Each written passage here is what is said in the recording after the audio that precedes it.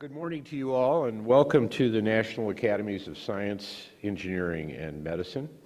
And we're here today and tomorrow to take on, I think, a significant mission, one that's important for the health and well-being of our people as we think about how we can help ASPR find solutions to the impact of shortages of medical products. Now, I'm talking drugs, I'm talking supplies, I'm talking devices, as they present in a disaster environment.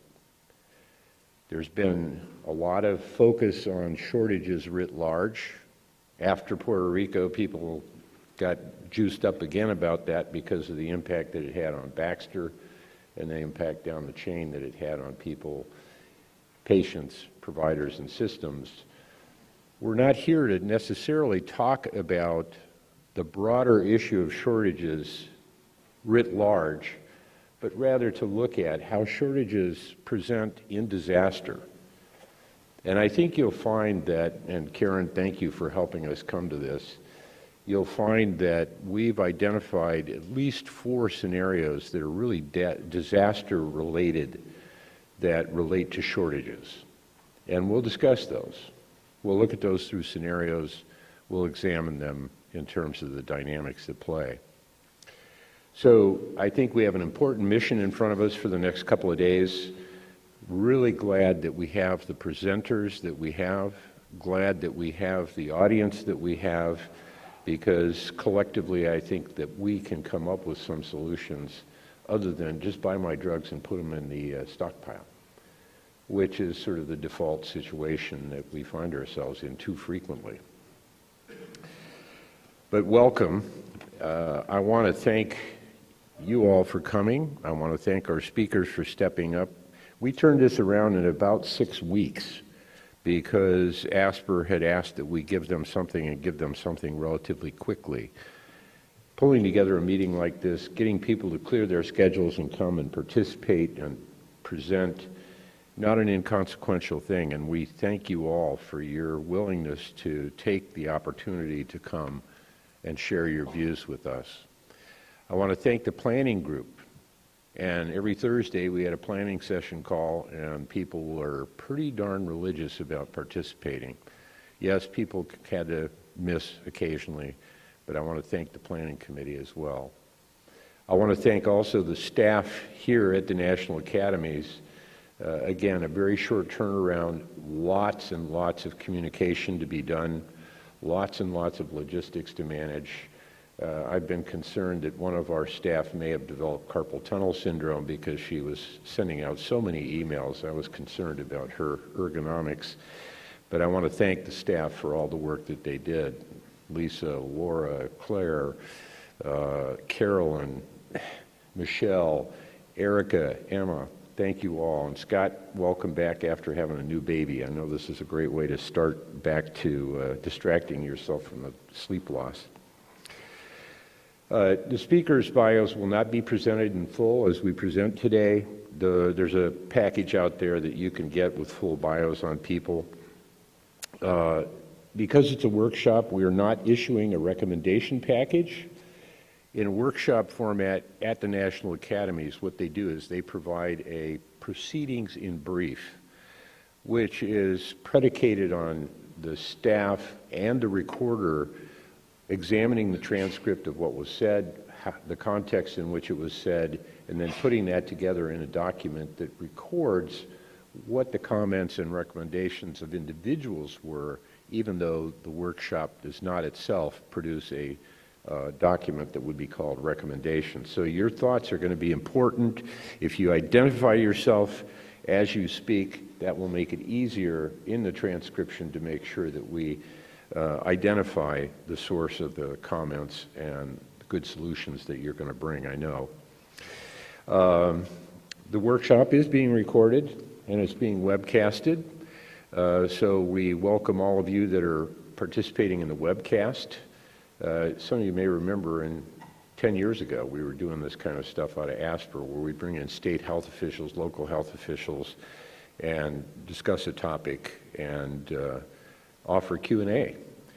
And webcast can be a very effective tool for engaging people in their thought process. So we thank you all for participating out there in the web world. Lunch locations, bathrooms, the emergency exits are noted on the map that I think you all have access to.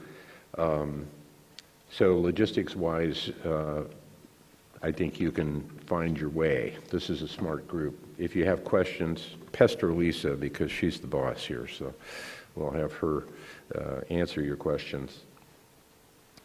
Let me quickly review the workshop objectives, and then we'll go to our first speaker, which is Dr. Yeski.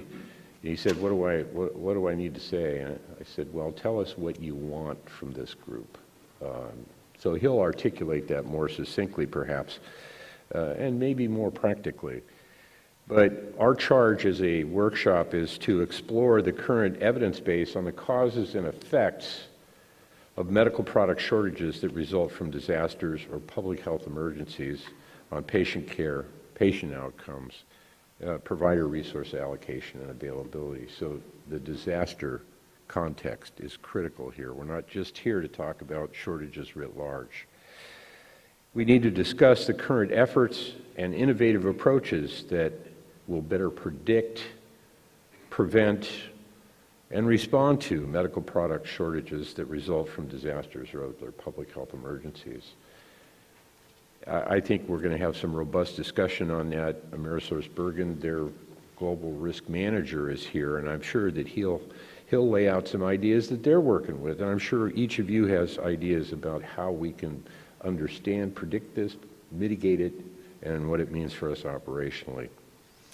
We want to examine strategies to ensure public health and healthcare providers can provide high-quality patient care during shortages of pharmaceuticals, medical devices, and ancillary supplies. Ultimately, it's at the ground level, it's the patients that bear the burden if we fail to do this and do this well. And lastly, are there researchable questions that we can examine, and are there opportunities to provide policymakers, public health officials, and the general public with accurate information to support their policy making and decision making to improve patient care?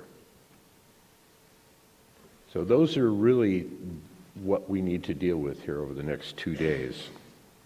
And I think Kevin's going to give us a little more detail from the point of view of perspective. He's really our first speaker this morning. He's going to talk for 20, 25 minutes, etc.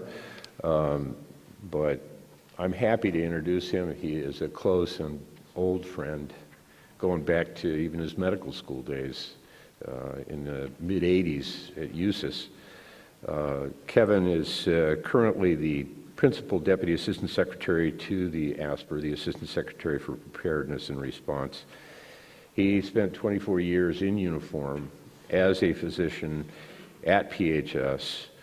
He served in a wide variety of agencies, started out in the Marine Recon Group known as the Indian Health Service, and moved to HRSA, and he worked for the academics down in Atlanta that we know as CDC. So he's had a wide-ranging experience. He and I shared responsibility for providing medical care to the Kosovar refugees back in '99 in Operation Provide Refuge. Uniam Kosovar mi corazon, eh? Kevin has had a distinguished career in many different dimensions. He worked at FEMA, etc. But I'm not going to continue further, Kevin, so why don't you come up and tell us what you think we need to know about ASPR's concerns in this arena.